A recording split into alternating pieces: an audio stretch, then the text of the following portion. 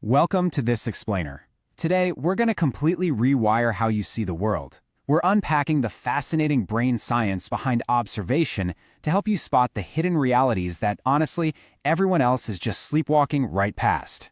Whether it's missing a huge detail that's literally right in front of your face, or totally misunderstanding the true intentions of the people around you, mastering observation is absolutely crucial. It's the ultimate key to unlocking a genius-level intellect, leveling up your relationships, and finding real professional success.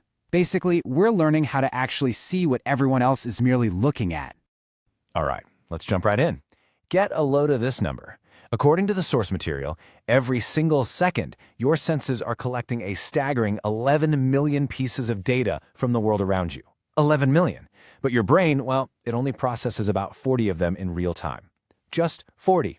That means you are consciously capturing just a tiny microscopic fraction of a percent of what is actually happening in your environment at any given moment. So, this massive gap raises a pretty critical question, doesn't it? Are you actually observing the world, or are you just, looking at it? I mean, when you're only processing 40 out of 11 million pieces of data, what crucial details, subtle betrayals, or even incredible opportunities are sitting right in front of you that you're completely missing? You might be staring straight at something, but your brain isn't actually observing it at all. To figure out why this happens, we kind of have to look back to when we were kids. As children, our minds operate in this amazing state of pure observation. We rely entirely on our senses to figure out the world, and we're building over 1 million new neurons every single second. But as we grow up into adults, our logical thinking, societal norms, and just everyday worries create a huge observational blockage. We basically trade that wide-eyed, pure observation for a highly filtered, selective attention. And that brings us to this concept of the thought cloud. The text defines this as the constant internal traffic of thoughts, worries, and biases that essentially hijack our brain's processing power. It's like a massive traffic jam in your head. This mental fog is exactly why we miss the obvious stuff. It's why you might not notice the text changing on someone's t-shirt right in front of you, or, crazy enough, miss a giant chicken walking through a room just because your brain is too busy counting jump ropes. Your brain prioritizes this internal thought cloud over pure external observation. So, part 1, escaping the thought cloud. How do we actually escape that mental fog and start capturing the right details? Well, we essentially need to upgrade our mental hardware and completely restructure how our mind stores and prioritizes data. The source brings up this brilliant metaphor originally used by Arthur Conan Doyle, the brain attic. Think of your subconscious mind as an empty room. You have to consciously furnish it with your specific interests. I mean, if you only stock it with blue furniture, you're only going to notice blue things out in the world, right? By consciously deciding what is actually important to you, you prime your selective attention to catch the 40 pieces of data that matter most to your success.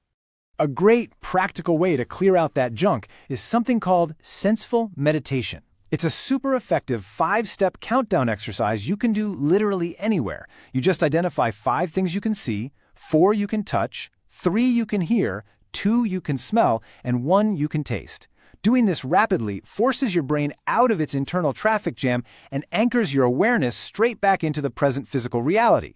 You can also totally pair that with box breathing. If you ever find yourself trapped in a vicious cycle of overthinking, you simply inhale for 4 seconds, hold for 4, exhale for 4, and hold for 4. Just doing this 3 times increases the oxygen flow to your brain and body, and it instantly brings you back to a state of pure observation. It cuts through the noise so you can actually see what's right in front of you. Okay, but what happens when you actually need to remember all this new stuff you're observing? Because our short-term memory is highly limited, it usually only holds about 7 items at a time, the text outlines the memory palace technique. You just choose a highly familiar physical location like your kitchen, and you place the details you want to remember inside it by connecting them with a bizarre, vivid story. Because our brains are hardwired for spatial storytelling, this trick transfers the data directly to your hippocampus for long-term storage. It's a real game changer. Which brings us to part 2, observing the hidden game. So here is the crucial point. Once you've cleared out the thought cloud and upgraded your cognitive hardware to observe like a genius, what hidden realities should you actually be looking for, especially when it comes to relationships and professional success? Well, our sources posit a pretty stark reality. Words are often just manipulative performances. When you truly observe the world, you realize people don't always mean what they say. Promises and words are cheap, they're mostly used to manage perception.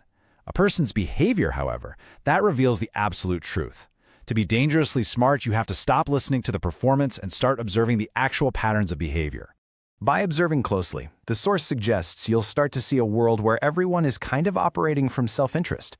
Like this quote from Machiavelli illustrates, at the core of human decision-making is a very simple calculation. What is in it for me? Now, the text notes that this isn't necessarily evil. Actually, it's just a biological feature of human survival. But understanding this completely removes the confusion when people let you down. They're really just prioritizing their own interests. We're all sold this fairy tale growing up, right? That the world is fair, that the rules apply equally to everyone, and that vulnerability is always a strength.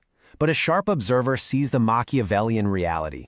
They see that fairness is often just an illusion that keeps people stuck, and that understanding how the system actually works is the only real way to thrive within it and achieve true professional success.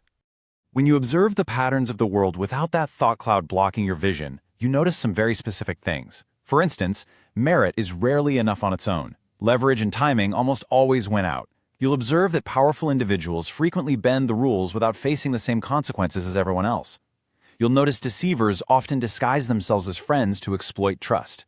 And perhaps most importantly, broadcasting your vulnerabilities often just provides free ammunition to those looking for an advantage. The culmination of observing all these realities brings us to a really profound conclusion presented in the text. You are in a game, whether you choose to play or not. Sitting on the sidelines, refusing to be strategic, and just hoping your hard work will naturally be rewarded, that doesn't make you noble. According to the source material, it merely makes you a pawn in someone else's game. Other people are out there making moves. If you aren't, you're losing by default. To survive and thrive in this kind of environment, you have to adopt a dual mindset. You must use your highly tuned observation, the clear, unclouded eyes of the fox, to see the traps, the manipulation, and the reality of people's actions. But seeing isn't enough, is it? You also need the strength of the lion to defend your boundaries, project competence, and execute your own strategic moves. So, we've covered how to clear your mind, build a memory palace, and see the raw, unfiltered truth of human behavior. The choice right now is entirely yours. Will you stay sleepwalking in the thought cloud just hoping the fairy tale is true, or will you use these observational tools to become dangerously smart, stepping up as a player who finally sees the board clearly? Think about it, and I'll catch you in the next explainer.